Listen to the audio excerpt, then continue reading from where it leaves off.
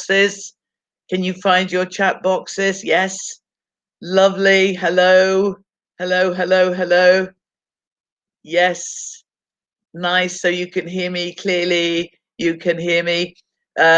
We were talking with Teona and Misha from the English book. We were here all together, all chatting and seeing each other about 45 minutes ago. But I think Teona now has lost the connection, and Misha. So I'm starting without them. They will be back, I'm sure, during the webinar.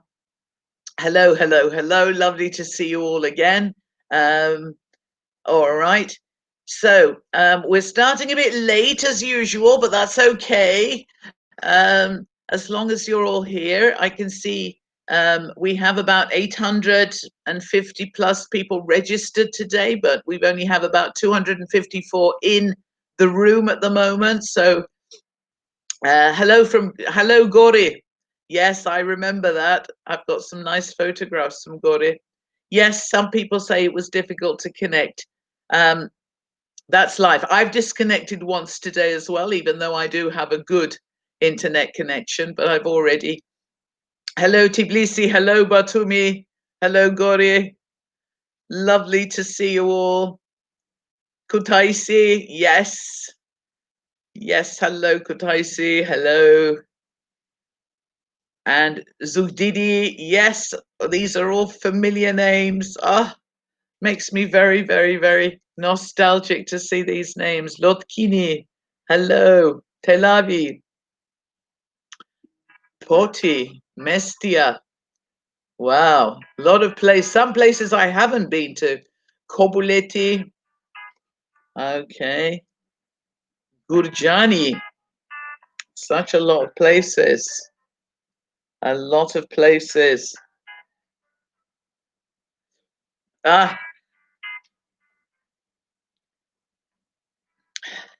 So, yes. Okay, so I'm going to start now. We're going to go on for about an hour, more or less.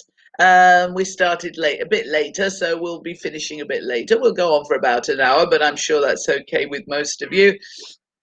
Hopefully you haven't got lessons to rush off to. Hopefully you're on your summer holidays, many of you. And so you'll be able to stay if we go on a little bit longer. Okay, so we're going to look at helping learners to develop speaking skills online. A lot of these activities, of course, can be done in the classroom. So I know that nobody knows what's going to happen. Some schools are planning to open up in some countries in September, but we're not sure yet. So we're going to look at helping learners to develop speaking skills online or in the classroom. So let's move on a little bit.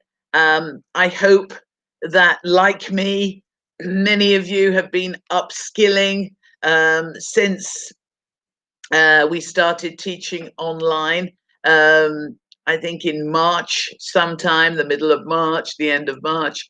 And I hope that you've been able to access some of the marvelous advancing learning, teaching from home webinars that I've been watching too. And they're all there available on the Macmillan English website. So if you missed any of them, you can go in anytime and watch the wonderful Russell Stannard. I've learned so much about different applications which we can use online. Laura Patsko, a wonderful trainer as well. She's helped so much to develop me. I've learned how to be a teacher all over again online. So we're going to, I'm going to incorporate some of my new learning as well in this session, and some things you'll know, some things you might not know. So let's hope something old, something new, something borrowed, something blue, as we say when we get married in England. Okay, Carol Reed also, I don't know if you've been following her. She also, for the younger learners, she does story time. Macmillan English has a television channel, as you know, or on YouTube, has a channel on YouTube where you can watch Carol, and you can also watch her recordings, telling wonderful stories every week, and lots of how-to videos connected with various course books which you may be using or not. So there's lots of help available to me and to you wherever you are. So today we're going to, the first part of the webinar will be looking at the importance again of emotions, and how emotions inspire us to speak. We're going to look at the importance of moving, especially in a setting where a lot of our learning is online. A lot of learning now involves more sitting than ever before. So the importance of creating the opportunity for students and teachers to move, to do, and then to talk about what they've done. We're going to look again at the importance of personalization as an inspiration to speak. And then we're also going to look at videoing it, vlogging it, Google Docking it, and getting the speaking out there online.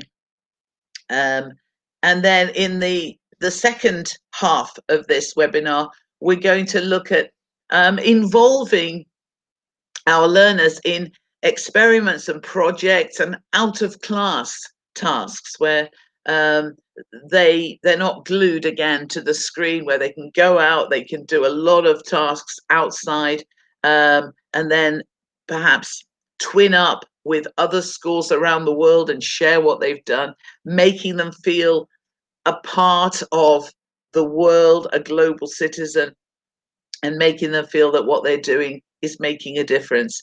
And again, I'll be talking about the importance of doing things which are relevant to students' lives and feelings and how it can make a difference. So those are the kind of main threads that will be running through this webinar.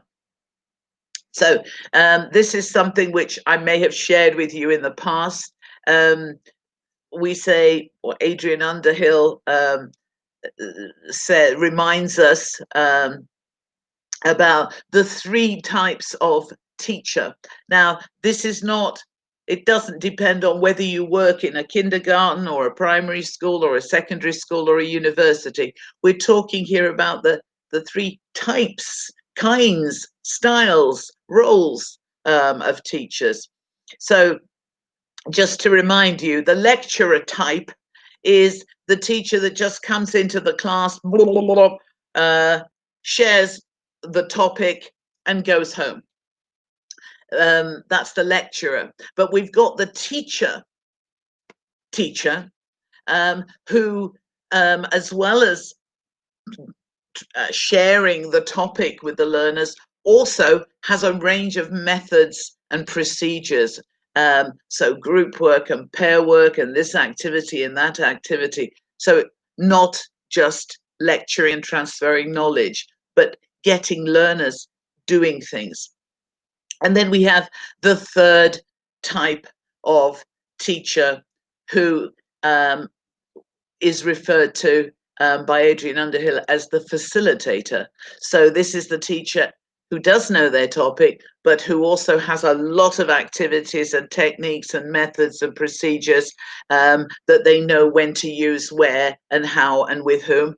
But also they are someone who actively manages the psychological and learning atmosphere of the class, and who pays attention to the intra and interpersonal experiencing of the group. So someone who also pays attention to how the students are feeling and how they feel about themselves, how they feel in themselves, and how they feel with each other.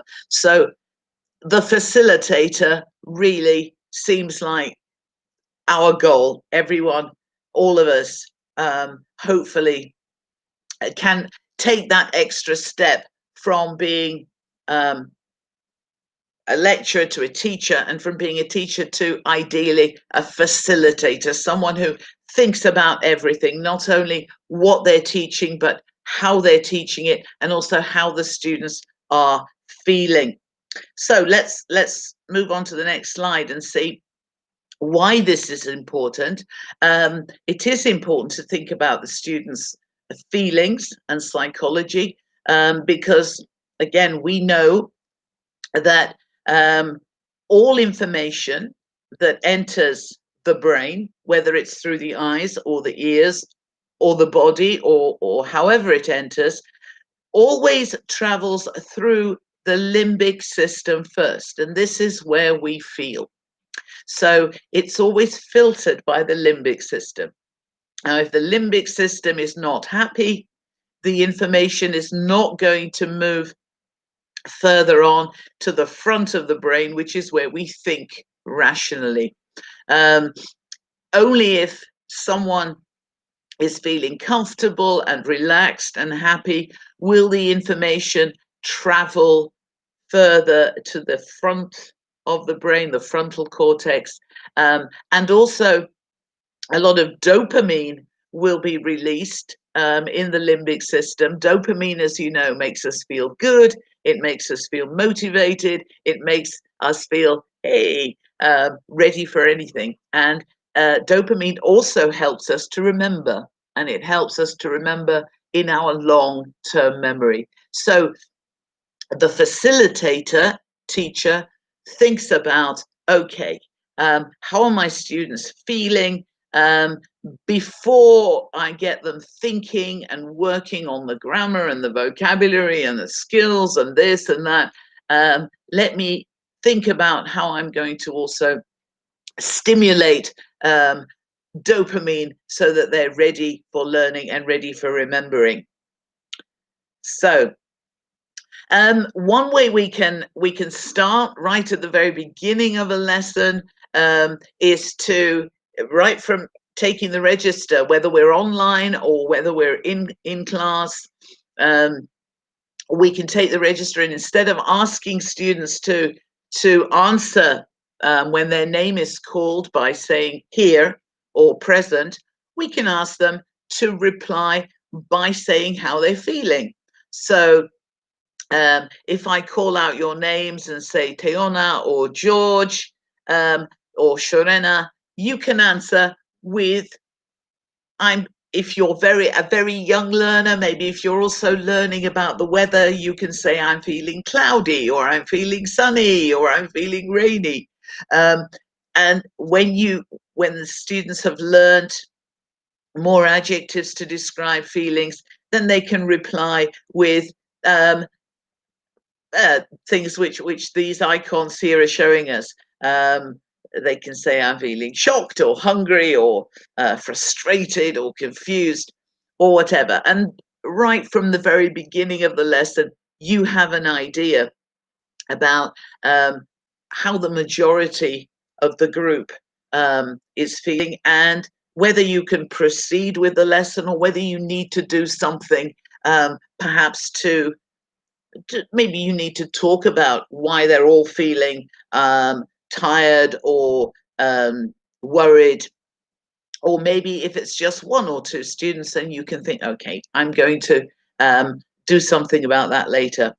And this activity, if any of you have discovered this wonderful little app called Answer Garden, it's a free application. You can go online to Answer Garden. I've set this up already. This link, if you take a photograph of it, you can actually go into this link now or anytime you want in the next week and just write an adjective to let us know how you are today. And any of us can go into that link and now or anytime, as I say this week, and we can add how we're feeling. And this is what it will look like. This is from another group that I worked with. We can keep a record of it online. The more people write the same adjective, the bigger it comes out. So a lot of people were feeling great during this webinar that I did with another group of teachers. A lot of people were feeling motivated, and then so the more of the same responses, the bigger the word comes out. So if you want to do that, you can take a photo, or you can just note down now that this link, answergarden.ch /1298677. If you go in there, type in how you're feeling, we will be able to see that over the next week. And there's also a sensor there for the teacher. So if any student sometimes writes something a bit silly, we can censor that out. So it's not something we have to worry about. With younger learners, we can use this app too. And variations, we can say, okay, how's your puppet feeling today? Or how's your toy feeling today? Or how's your pet feeling today? Or your mum or your dad? Or how do you think your teacher is feeling today? A little bit nervous about the technology, very happy to be talking to old friends, etc. So that's right at the very beginning, addressing feelings. And once your learners using something like Answer Garden shows that they can speak to you through a little app like that, or in a little chat box. Sometimes this makes this easier. They feel they don't have to speak in front of others. They can just type their thoughts. They can express them in a different kind of way. Also, if everybody else is doing it, then they will feel more motivated to do it as well. They can generally, if it's as long as the topic is you can use this particular app with. You can write any question you like. So anything you want to ask your students about, you can write the question in, and as long as the topic's not too dark or deep, as long as it's a sort of an optimistic, happy topic, they'll be happy to start speaking through an app like this. So that's one way to get students talking about how they're feeling, what they're doing with you through a little app like that. Another little thing that we can do at the start of a lesson to help students to start talking, again, using Answer Garden, or using the chat box, or just talking to you if you're face to face. They can also write it in their log and share it later. They could have a little journal, a little diary, and they could write in this every day and then share it with other people. These start of the day questions. So, what am I looking forward to today? What people, what places, what activities, what things, small or large, do I hope to have achieved by the end of today? And what's the best advice I can give myself for today? So when your kids are a little bit older, they could start doing this start of the day questions. And it's something that we could all do. When you wake up in the morning, you can talk to yourself and ask yourself these questions at the start of the day. As a teacher, you can also write these questions in Google Forms. Again, you can share the link with your students, and your students will answer, and then you'll be able to share their answers with the whole group. So again, they will be talking to you, but through chat and through Google Forms. So moving on. Now, I mentioned the importance of movement. So one thing I always have beside me is these little Post-its. So this little, if you have a Post-it or a little piece of paper, you might like to try this now if you want to, if you're in at home. write down the words that the teacher dictates. So the words here are these colored ones in the middle. And then you write them on a post-it. Students write them on a post-it, and we ask them to get up and stick them on anything in the room, which, for example, here, something that makes them feel creative. And maybe stick another one, the green one here, painful. Find something in the room that reminds them of something which is painful for them. It might be the computer where they have to do their homework, or it might be, I don't know, a cupboard that they keep knocking into. It could be anything. And once they've labeled different furniture or different accessories, devices, things in the room, then they can maybe with a little handheld mobile phone, they can show it to us and say, okay, I've stuck creative here on my sofa because that's where I feel most creative. Or I've put most interesting on the television because that's where I watch Netflix, which is the most interesting thing I do every day. And you can, it's an opportunity for them to stand up, move, label, so do something, and then talk about it. And you can do this for CLIL as well. So with younger learners, you can say, stick a pink label on something round, which is round and makes you happy. Something square, which makes you laugh, again, in the room. Something which is heavy, which makes you feel tired, or something which is transparent and makes you feel alert. A glass of Turkish coffee is transparent and it makes me feel alert. So it's an opportunity to stand up, write down a little bit of dictation, write down anything that you're teaching your learners at the time, and then get them to walk to another part of the room, label something with it, and then share it with each other. My presentation will be shared with you. This whole PowerPoint will be shared with you. So no worries, you will get at least a PDF of this presentation. So no worries. Okay. So I don't know if anyone's done anything like that. This activity I got from one of Laura Patsko's webinars, active and interactive online classes. It's on the archive of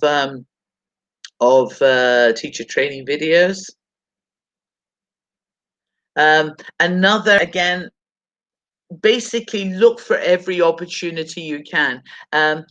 If you're working on food, for example, this is an activity from a university course book, Language Hub, and it says work in pairs, write 3 foods that your partner loves, 3 they like, and ones that they don't like, etc. Now, again, you can make this much more relevant, much more interactive, and much more therapeutic for your learners online by saying, stand up and bring from the fridge or from the kitchen cupboard 3 foods or 3 superfoods that you think your friend or your teacher loves, hates, and share it. So we get up, we go to the kitchen, we bring something, and we say, I think you, Teresa, really like this. Or, for example, a big hachapuri or whatever, or some Georgian red sweet wine. But I think you hate this, so you can do it for your friend, you can do it for your teacher, and you can also do it for hate, like, love, etc. So every opportunity to get the learners to actually, and if you're going to do this in the classroom, then set it as homework. Say tomorrow, bring in from your kitchen, from your fridge, a few foods that you think your friend, your friends, your teacher might like, love, hate. And that will bring that extra kind of personalization and reason to speak into the lesson. This is another activity that I learned from Laura. Again, in your house, or bring from home to the class, no matter what the age. They don't have to be children to do this. Middle school and high school students, even university students might like and be much more interested to talk about something, for example, that you've never liked, but you keep in your house anyway. There must be so many things that we have in our house that we hate. So you can stand up and bring it to the screen anytime, online, and in the class. You can tell them for homework, bring something that you've broken and fixed and show us and tell us about it. Or bring something you've been eating a lot of recently, or find something you haven't worn for over a year, and maybe we can have a swap. Find something you've been reading for ages and still haven't finished, or bring a book that you really enjoyed and swap. So again, it's a reason to speak, it's personal, it's relevant, and it involves doing something, sharing something. And so these ideas all come from the sort of initial primary school practice of show and tell. But as you see, it can be extended, and it is being extended to all ages, especially when we're online and stuck to the chairs in front of our screens. So looking at these two pictures, so if you have younger learners and they show their pet on the screen, or if you have teenage learners or even university learners, and you ask them to go and bring a piece of clothing that they have bought recently, or they haven't worn for over a year, or the most expensive clothing that they've got in their wardrobe, and they bring it. What other topics then could this kind of short stand up, get up, go and bring your pet, go and bring your article of clothing, what kind of topics could be discussed after this activity? What will this open up? You can write them in the chat box.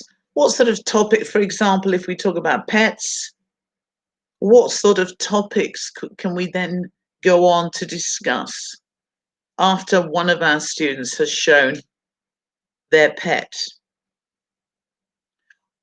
Or with clothes, if the students show articles of clothing, what kind of discussion could come out of it? Yeah, charity could come out of it.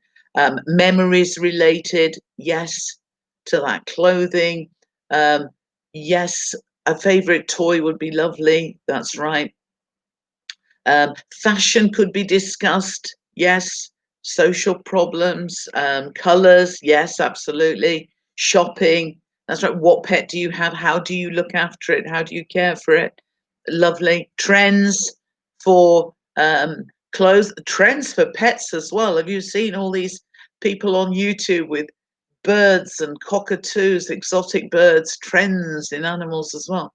Feeding animals, that's right. Attitude to animals. Lovely, exactly. So just a little activity like that will get students talking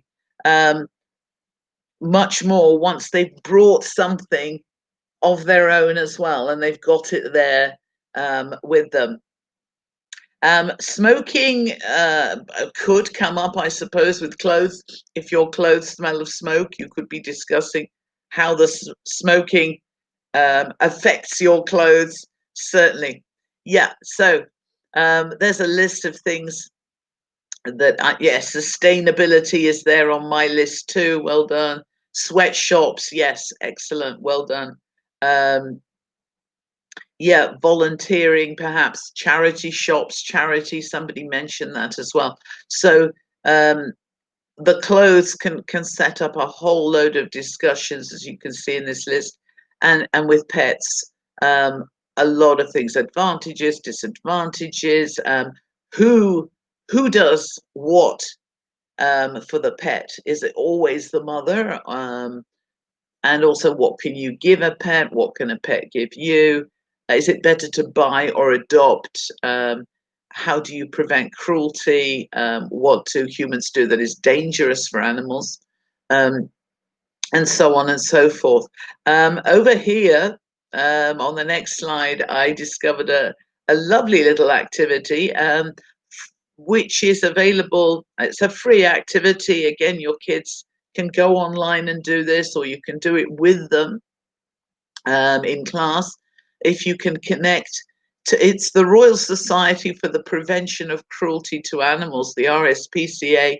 They have a lot of different activities for teachers to do with their students. And obviously they're all to do with animals. So if you're studying animals and you've done an activity like if you've got an animal, and this is an interactive activity. The link is here below, and children can go in and they click different things that they see in the picture which could be dangerous for animals. They talk about why. So it's almost like a little game. It gives them a reason to talk about something, and at the same time they learn quite a lot of things, because later on, when they click on it, the website tells them, yes, it's dangerous because. So there'll be a lot of other little interactive activities, little worksheets that you can download. So the RSPCA will have a lot of activities that you can do with your learners of all ages, to do with animals. The Oxfam, the charity, and a lot of other charities will also have a lot of school materials, school worksheets, activities, games, that speaking activities that will give you inspiration. It'll be something different to work on, and they're all very often free to download from these websites. So even if you live in a little village, and if you have a connection to internet, then you can go in and share this with your learners, perhaps in class, if you've got an internet connection. If not, there are other ways to get people speaking, simply by bringing what they've got and talking about it, as we'll see. For example, pictures. Every picture holds a story. I was watching a webinar recently from Jamie Keddy, who was talking about, look at a picture and think about something that happened to you, which this picture reminds you of. So if you look at the first picture, what does that remind you of? Birthdays. And I'm sure we all have a birthday story. I mean, one of my birthday stories that I will never forget is when my children organized a birthday party for me, and it was a surprise. So I didn't know it was going to happen. And they invited secretly all my friends from work. And I had no idea. Nobody said anything. So I assumed there was no party, nothing was going to happen. I didn't wash my hair. I didn't have a shower. I didn't dress up. I was as plain could be. And the doorbell rang. And in walked all my friends, all my work colleagues. And I was looking at my worst. I'll never forget it. So I told my children, if you ever Want to hold a surprise party? Give me a hint. Give me an idea. As you can see, somebody said my birthday present. Everybody probably has a story about a birthday present that they got, which was awful, or a birthday present which was wonderful, or an accident that happened during a birthday party. Whatever picture you look at will remind you of something that happened to you, something that happened that you read about. And so I think it's always nice to allow students to maybe give it to them as homework and get them to think about a story that really happened in their own life and to share that with each other. And yes, it is very, very memorable. With very, very young learners, of course, puppets help young learners speak a lot. Can you just tell me how many of you use puppets? If you use puppets with your very young learners, or if you ask your young learners to use and play with puppets, just say yes. Yes, if you use puppets.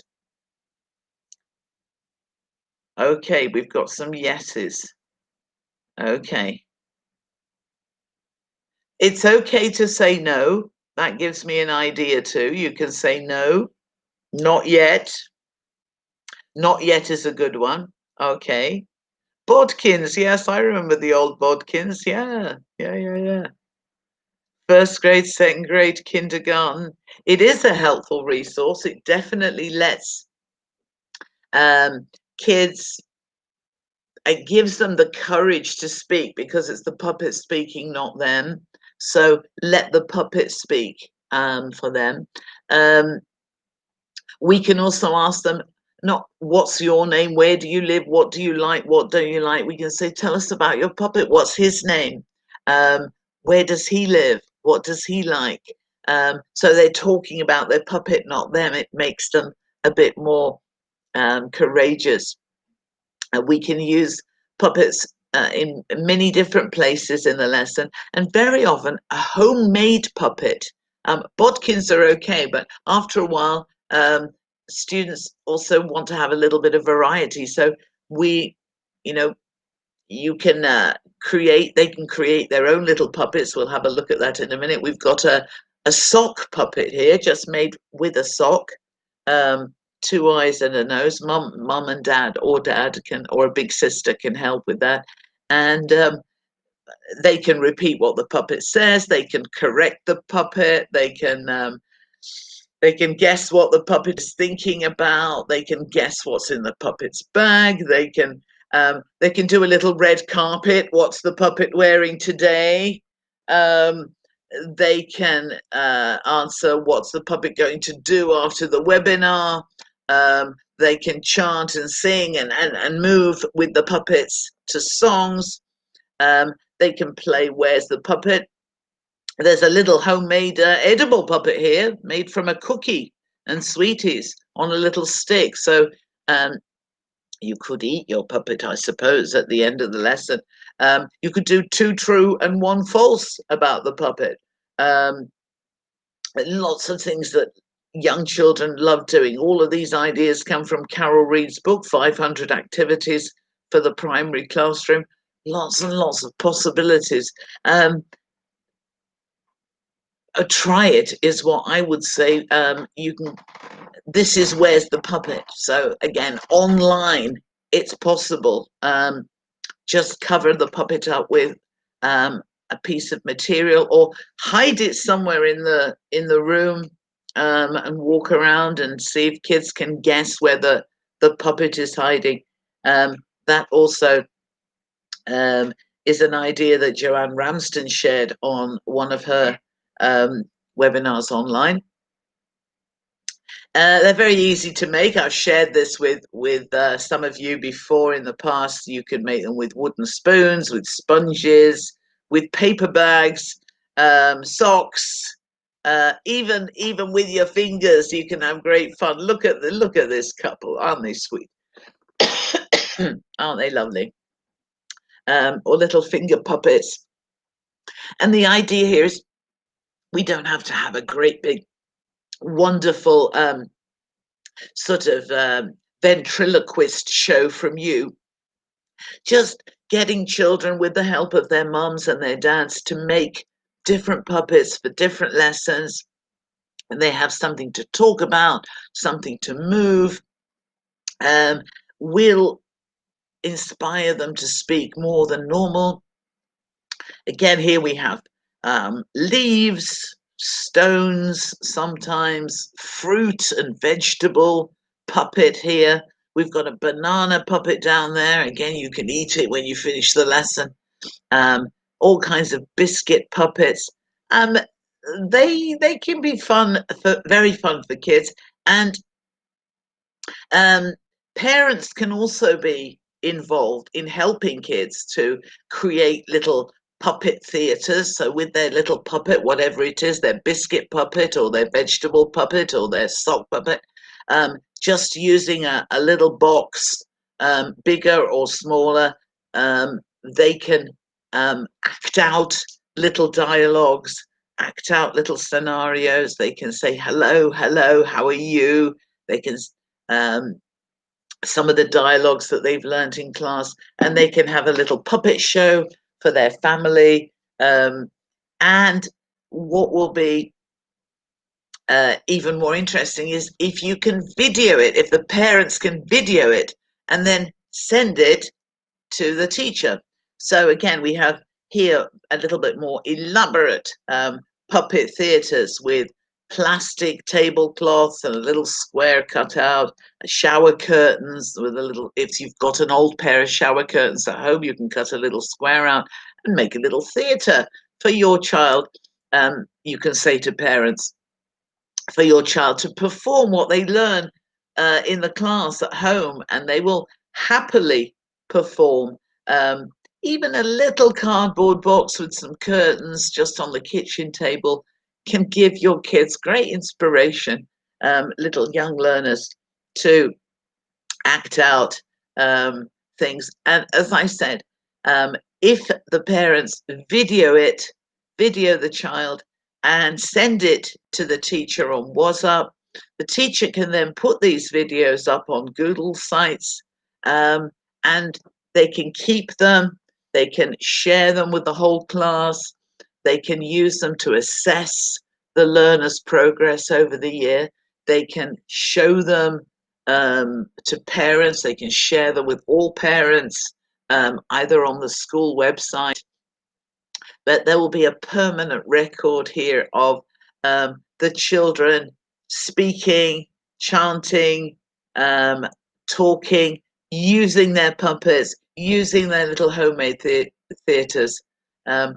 Catch it on the mobile phone, 3 minutes, 4 minutes, send it to the teacher on WhatsApp.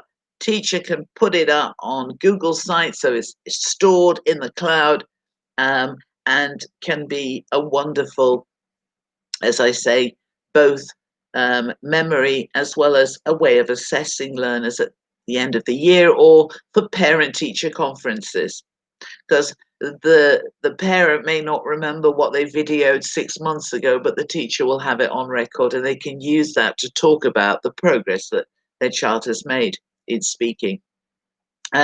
Little projects as well. Some of you may be doing projects. Yes, you can make a schedule to present to students, each child presenting a little play, absolutely, and they'll love watching themselves and each other. And you'll have a whole lesson, and it will have been prepared by the students with their parents at home, and it will be more relevant and more personal and more motivating for them. Here, doing little experiments. So maybe something that you've talked about at school, or if you can do this online, you can give instructions, children can follow your instructions. And if a parent or a big sister or a big brother is around, if they also could video maybe 4 minutes, 5 minutes, catching these important life moments, little doing a project, maybe a CLIL project. Here they're making the digestive system. We ask young kids to make things all the time, and getting them to make these at home if we're still online in September, October, November of this year. Just getting it on WhatsApp, sending it to the teacher. Teacher puts it up on Google Sites, and then you've got a lot of relevant content. Your students, your young learners can talk about what they are doing, and will enjoy it because they know that everybody's going to watch them, and they will feel good because it's mum and dad filming, and they're at home, and they will be more confident and more comfortable and more secure. Talking more now, a little bit more about teenagers. Now, the teaching cadre is it's composed of many generations. Maybe even today, some of us are, the old squad, the baby boomers. We were born after the war, when there weren't any computers at all. We used to write letters. Some of you are probably Generation X, who were born between 1965 and 1980. Telephones were used more, writing letters was less common. Then there's Generation Y. Many teachers today are probably around this age, born between 1981 and 1994. The email generation. But most of our learners today, whether teenage or in primary school, are the famous Z generation, or Generation Z as they're called sometimes, born between 1995 and 2005. So what I'm saying is we need to also remember that Generation Z or Generation Z is different, and we need to give them different reasons to speak, different motivations to speak. They are different to Y generation and X generation and baby boomers. So we have to adapt to them, not them to us. So, and we are very fast, I think, at the moment. So this Generation Z, we know they're focused, they're motivated. They may appear to be very distant and bored to some of us if we're not doing what inspires them. What does inspire them? They are motivated by, for example, working together, by doing. As you can see, 51% are more motivated by doing than by seeing or listening. This may have always been the case, but more than ever, they can be very creative, very collaborative. They love working with others. 80% love to study with others, work together in groups. And very often, again, they say that Skype is one of the top online tools which they use to study online with their friends. They Skype each other and talk about how they're doing something. They can do projects together. They can do tasks together via Skype. Now, at the 2019 IATEFL conference, because we didn't have an IATEFL conference this year, it was cancelled, but last year at the IATEFL conference, this gentleman asked this question of what makes a dynamic lesson, and teachers were invited to guess what they thought Generation Z or Generation Z learners thought were a dynamic lesson. What do you think? Just put it in the chat box. What do you think are the top 3 things that Generation Z want from their teachers? What motivates them to speak? What motivates them to want to say something in the lesson? Someone says fun, someone says empathy, someone else says fun, interactive lesson, modern teacher, interesting topic, no homework. Okay, engaging in interactive lessons, positive attitude, games, a facilitator. Yes, I think that's always important. Technology, internet, studies, no marks. Yeah, that sounds like a nice world, actually. Something new, interactive lessons. Yes, cool activities. Lovely. Thank you for sharing. Thank you for sharing. Now it's interesting because first of all, we asked the teachers, or he asked the teachers, and then he asked the students. Let's see what the teachers at IATEFL said, and let's see what the students said. So the teachers said that the top 3 things that make a dynamic lesson were songs, games, and mingling activities where they move around in the classroom, asking each other different questions or playing a certain game. But the students, surprisingly, were more demanding, saying the topics discussed made the lesson dynamic. A few of you said that. Opportunities for personalization made it more dynamic, and influence or control over what was covered in class and when, plus an engaging teacher. And these for them were what made, this is what students, Generation Z said, the topics are important, the opportunity for personalization, for bringing something that from your home, from another room, talking about stories from your own life, and also some control over what was covered in class, plus an engaging teacher. And I would also probably say an open teacher, a flexible teacher. So those of you who are using Gateway, you've got some wonderful activities here which involve students researching, discussing, thinking about, and inputting. And this one in particular, for example, from Gateway B2, this questionnaire about asks the students what technology they use to help them study. So it asks them, do you use technology to communicate with other people about schoolwork, or to collaborate or ask for help? Do you use research to find out information needed for schoolwork? Do you do extra reading and investigation using technology for study?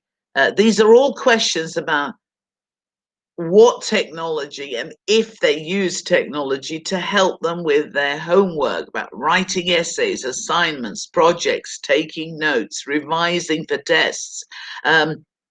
So that's a wonderful questionnaire which we can put on Google Forms, get them to answer these questions, look at the results together. They can also, if you are familiar with Padlet, which is another free app online, they can write their answers in there, they can see each other's answers, and then this activity from David Spencer, where they now have a very interesting topic to discuss, and here we're going to give them some control.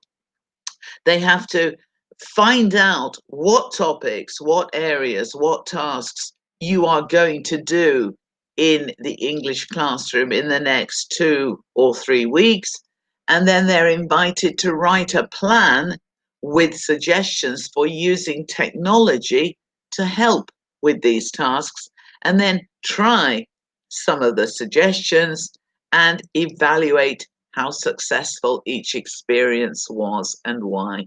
So you've got a lovely academic project which involves them finding out about apps. You can also share what you know about apps. They can share with you. Everybody shares with each other.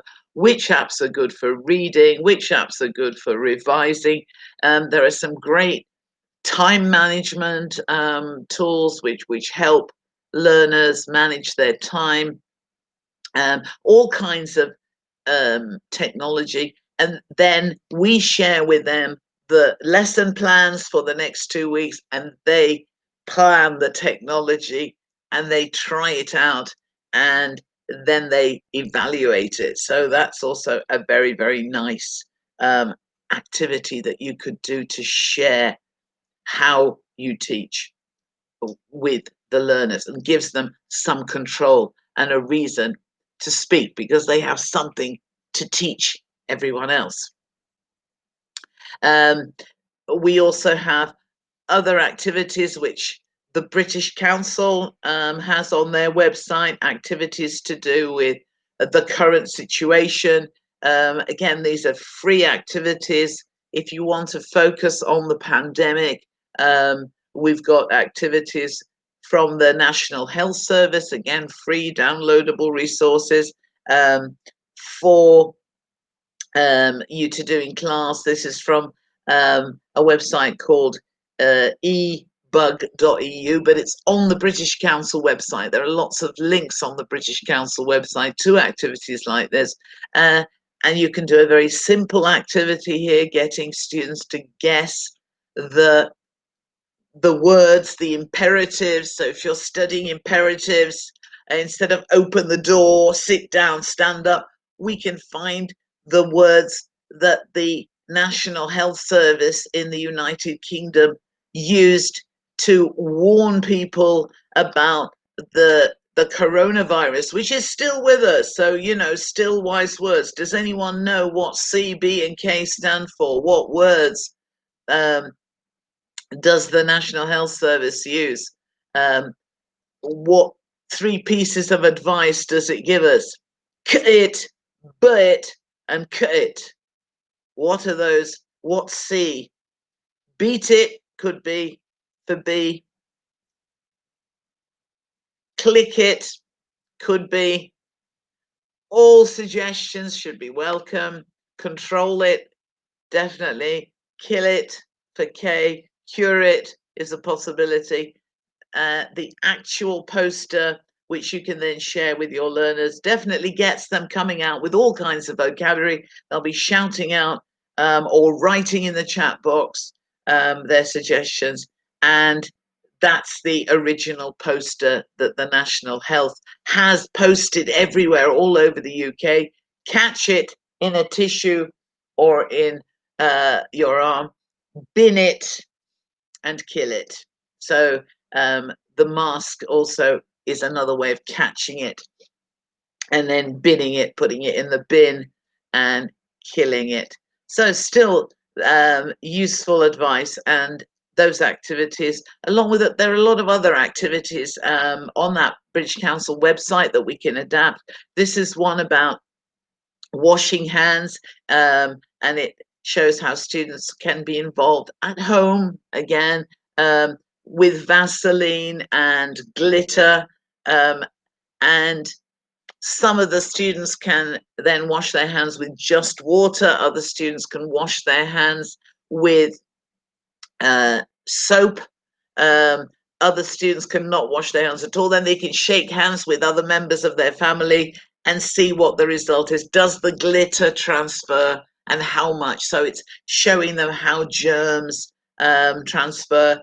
But also there's a nice extension here of using different kinds of soap to see if certain kinds of soap get rid of the Vaseline and the glitter more than others. So they can then share with their parents, this soap is better than this soap. So again, getting students involved in little tasks, little projects that they can then report to the class about. I used this and this is what happened. I used this soap, I used this soap. I washed my hands for 1 minute, 2 minutes, 3 minutes, 5 minutes, and then shook hands, and this was the result. So little mini projects, science projects connected with everyday pandemic affairs. There's another one here. They can do a little experiment with different kinds of masks, maybe with one layer of material, maybe with two, with three, with homemade, with surgical masks, and using a little spray to show which masks maybe block the liquid coming through. So little mini experiments they can measure how many droplets and how far these droplets went using card and scissors. So very nice little projects which they can do. Again, all coming from ebug.eu.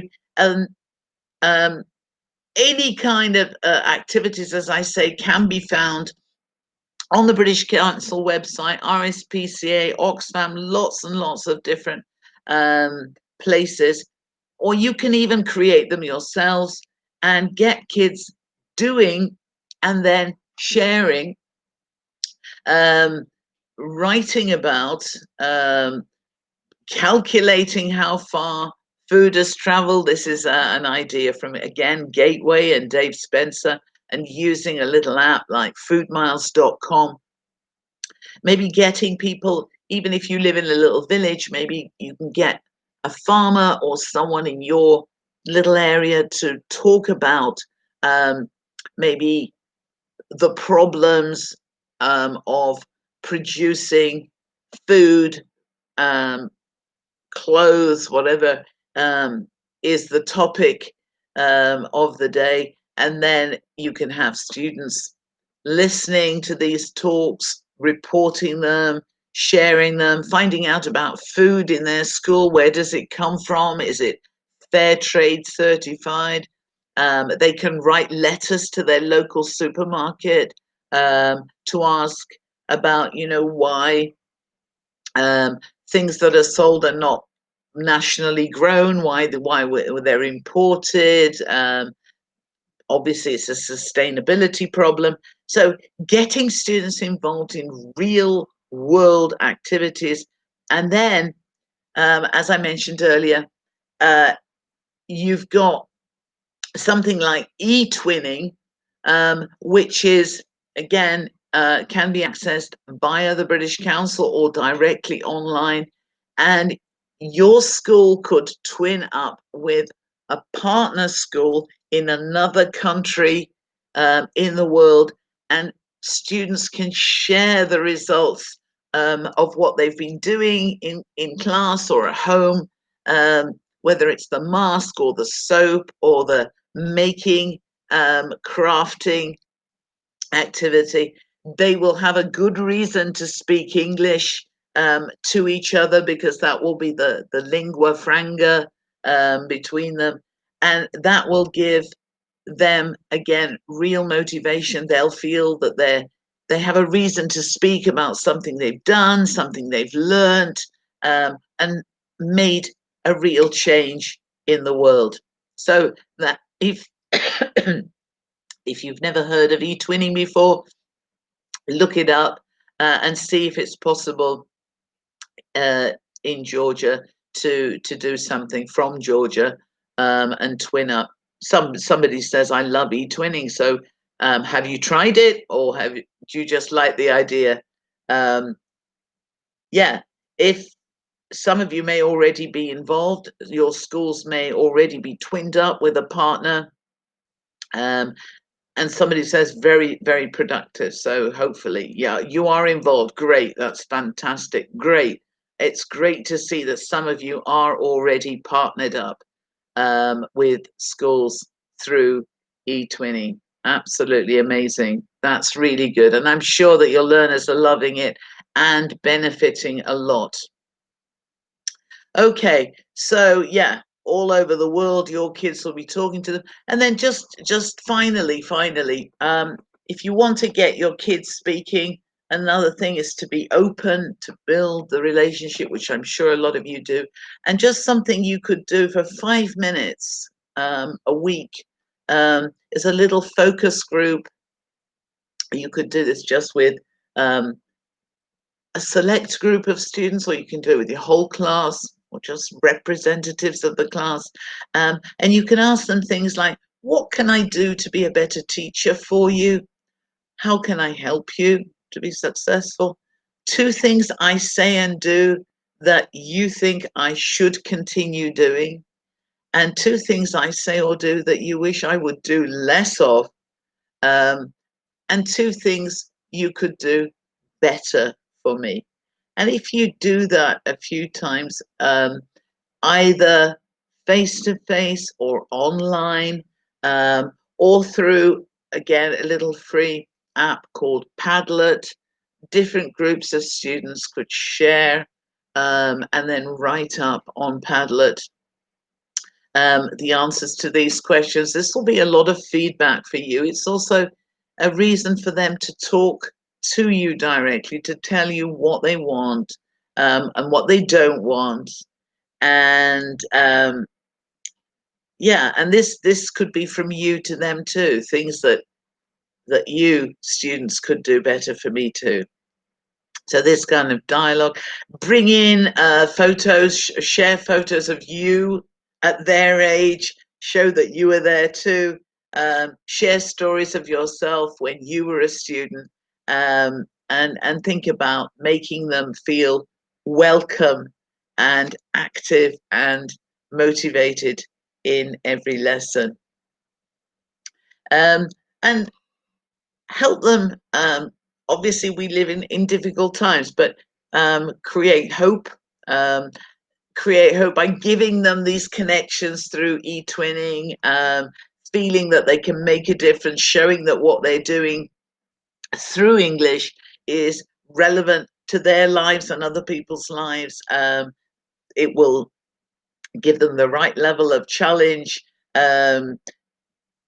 acknowledge that you can make mistakes, that you are a learner too, and they will see that you are living proof that they can also make it. Use real life material wherever possible, and this will hopefully motivate even the most unmotivated students in your classes. And then at the end of every day, finish off another reason to think, evaluate, and talk about what was really special about today.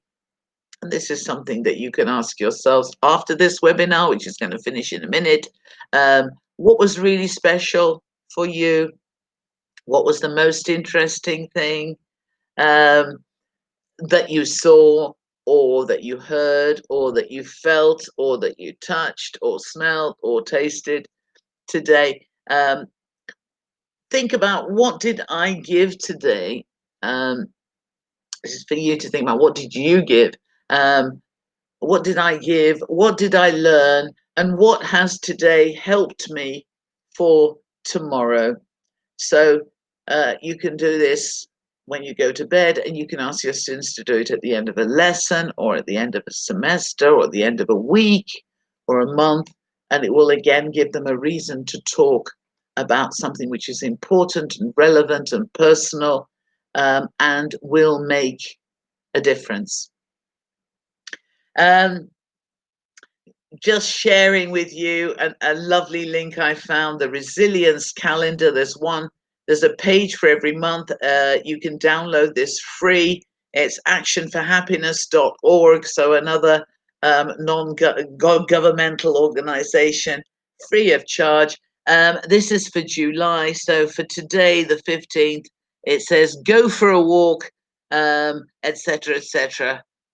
When you feel overwhelmed. That's your advice for today. Some teachers have downloaded these, cut them up into squares, and then they pick one out every day and just read out the advice of the day. You can use it in many ways, but your advice today, after this webinar finishes, go out and have a walk. We all need it. These are all the references. You'll get them with this PowerPoint, all the references that I've used today. And thank you. And if you have any questions, I don't know if Teona has managed to come back online, but if you have any questions, you can put them in the chat box. If you don't have any questions, thank you all for attending. You've been a lovely reactive audience. Yes, there's Teona and Misha online. So I'll just hand over to them for a moment. So, hello everyone, thank you for joining this webinar today. We really appreciate your interest and engagement. I'm sure you enjoyed it. Thank you, Teresa, so much for your amazing presentation, your excellent ideas, your time and your support. And final thank you to Macmillan Education team for arranging this webinar. So there was one question during the session. So what should we do if students don't have motivation to improve skills? For example, some of them are good at writing or reading, but their listening skill is not quite good. This is why I think Etwinning is a brilliant opportunity, because, for example, if they twin up with another school, then they might have to Skype each other once a week. So if they tune in, they've got to understand, and if they don't understand, they're going to say, sorry, I didn't understand that, and they're going to learn to ask, how to express that you don't understand, and they will have to listen to other kids their age talking in English, through English, and they're not going to feel as shy, I think, as they would with a teacher who they know is listening for the mistakes. These other kids in Italy or Russia or Germany or wherever, they're not going to be listening for mistakes. They're going to be listening for the message. So kids will feel that they're not being criticized, and nobody's listening for their mistakes. They're listening for the message. They will really work hard to explain what they've been doing, the project they've been doing, and that it will all be through English, and it will really help them a lot. And again, if they work in little groups, some of them can do more of the writing, some of them can do more of the speaking. Again, working in groups, they're going to help each other as well. And they will improve in these different skills the more contact they have with other kids whose mother tongue is not English either, but the lingua franca, the language they have to speak through, is through English. I think it's one of the most motivating forces to help kids, definitely. And also they'll be focusing not on the grammar and am I getting the word right or wrong, or the grammar right or wrong. They'll be focusing on, what have I done? What have we done? What have we learned? What have you done? What's different? What's the same? So they'll be focusing on projects, tasks, actions, and results, and less on the mechanics of the language, and they will learn more as a result, I think. It's not only a matter of concentration, it's also a matter of reason to listen. If they have a good reason to listen, and if they know they're listening to a real person who is Skyping them, that's going to be 100% motivation. If another group of students online is saying something to them, that's 100% reason to listen. I mean, it's so different from, okay, now I'm going to play the CD, listen to this and answer the comprehension questions. If we can use technology, if we can use live Skype, live WhatsApp, the more technology we can get kids using, and especially with other kids who don't speak Georgian, the more the motivation will go up, I think. Another question, what should we do when students are shy and don't have motivation to start or participate in group discussions? Again, as I said, getting them to write their answers into an app like Word Garden or Padlet is the excellent sort of easing them in very, very gently. When they use something like Google Forms or Padlet or Word Garden, nobody knows who wrote what. So it's an opportunity to think and write in their answer. They will see their answer up there and they will feel good, but nobody will know who said what. Um, I think this is the beginning to get over this fear. As I said, they need to feel secure. Some kids will hold back, will be more shy than others. The important thing is not to force them.